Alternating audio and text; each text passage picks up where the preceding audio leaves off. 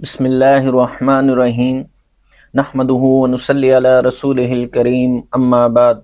अस्सलामु अलैकुम। आज हम बात करेंगे ख्वाब के अंदर चादर यानी बुर्द का देखना कैसा है। अल्लामा इब्न सिरीन रहमतुल्लाह तआला अलैह इरशाद फरमाते हैं कि सब कपड़ों से बेहतर चादर है।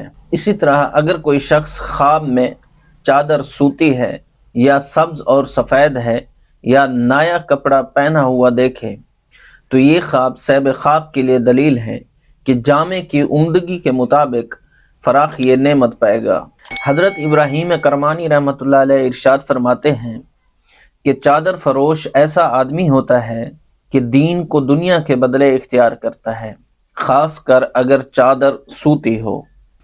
और अगर ये शख्स चादर में अब रेशम देखे तो ये ख्वाब सैब ख्वाब के लिए दलील है कि वो शख्स दीन और दुनिया दोनों का तालिब है।